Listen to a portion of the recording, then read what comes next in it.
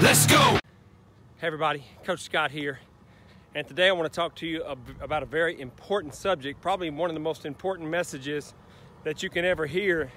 And that is, you got to learn how to love yourself. You know, a few weeks ago I sent out a video about the types of people that we encounter as we go through life. You know, we got the doubters, the critical people, the haters, the people that are that just say no people. We got the encouragers and the motivators, and we have the ride or dies. And I got tons of comments, tons of personal emails and personal messages about how to stay connected in relationships and about how to let some of those relationships go. And I want to start you out with a story I think has vital importance to this message, and that is, there was a story of twin boys that were raised by an alcoholic father. One grew up to be very successful, never touched alcohol, learned to really love himself and be successful with life. The other one grew up to be an alcoholic and to never appreciate his life and never love his life. And when they were asked, the one that was an alcoholic, he said, "Why did you grow up to be an alcoholic? Why do you think this happened to you?" And he said, "Because I was raised by an alcoholic." And when they asked the other twin, "Why did you never touch a drink? Why were you successful with your life? How did you learn to love yourself so much?" And he said, "Because I was raised by an alcoholic." And as we go through life, we have to pay what I call a tuition of life as we learn and as we grow. And it's always important to strive to be the best and highest version of yourself. But in order to do that, you've got to really surround yourself with people who support your dreams, who support your visions, who's going to walk the trail with you and not just grab a hold of you or either pull you backwards or try to hang on to you as you grow. And again, this starts with self-love. And again, this is a hard area of life for most people to deal with, because as you travel through life, you probably don't need support of your past. You got to let that go. What you really need is support in your future. So today, I want to talk to you about 3 things that you need to understand before you can ever begin to be the real you. And the first thing you need to know is you got to know who you are.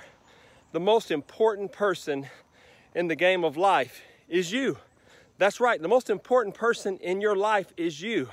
And before you can become the real you with anybody, you must be the real you with yourself.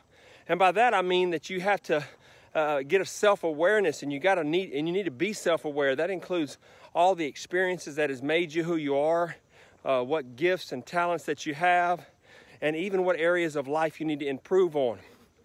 And this person is what you're asking other people to love. This person is what you're asking other people to respect and to have a relationship with.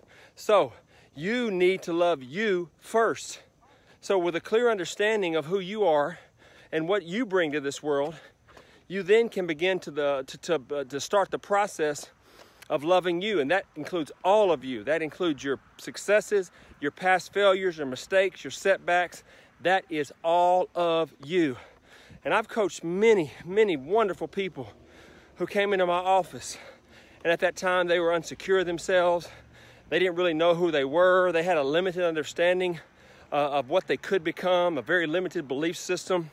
And these same people inevitably would get frustrated with themselves and other people because their life wasn't a true reflection of what they had in mind. And when things don't work out like what you had in mind, it can be very discouraging and disappointing. But when you embrace your whole self, the good, the bad, the ugly, and most importantly, the greatness that we all have inside, you'll be able to show up in every situation with confidence and strength. And most importantly, you'll have compassion for you. And that's what's most important. And number 2, you got to know what you're seeking. In order for you to really, really love yourself and be the real you, you have to know what it is that you're seeking. And you may have heard that you find success when you're not looking for it, but that's not exactly true. When you're seeking success, what most people are really seeking is purpose. And so I changed that thought to seek purpose instead of success. And when you develop the skills that you need to create that success, what you'll do is you'll change your attitude from fearful and searching to hoping and curious about your future. And that's when success finds you. That's when the sweetness of life really, really takes on a different meaning.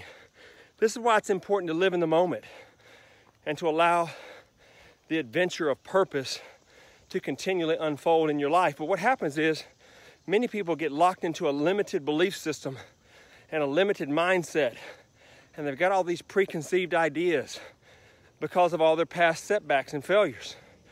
But for the real you to bloom, for the real you to develop, you need to get out of your past and stop living backwards. You see, most people live out of what they know and only what they know, and what that does, it limits them from what they could know. This is why it's important to get around positive, forward-thinking people who will help you appreciate yourself and drive you and push you to the next level. And when you know what you're seeking up front, and you commit to that, and you commit to sticking to the game plan, you'll prevent yourself from being sidelined from the things that won't help you get to your goals. And finally, number 3, knowing how your habits and routines allow you to love yourself is very, very important. We've talked a lot about habits and routines in the past, and these daily routines and habits are simply a process. It's a simple process and an intentional process that all of us go through each day to allow our mind and body to perform at its best level. And when you schedule your routines and your habits into your day, it shows you that you have an appreciation for yourself. And the most effective routines will always combine mental and physical strategies to get you primed and focused and ready to be that best version of you. And this is something I've been doing now for years with great results, because I really have a priority on my own life now. I don't allow other people to schedule their priorities on top of my priorities. And so I make an intentional effort to develop and to hold fast and protect my routine every day.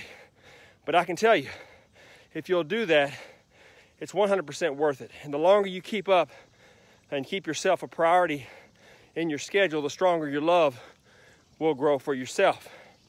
Now, every person can improve their life by leveraging the power of daily routines and habits for self-love and improvement. So, as I wrap this message up, appreciating and loving yourself is always a result of a real understanding of who you are, what you want, what is it that you're seeking in your life, and knowing the plan to get you there. And if you'll do that, I do believe and declare you will be all that you were created to be. God bless you guys. Love others, love God, and love yourself. And you will be that person that you're designed to be. Take care. We'll see you soon.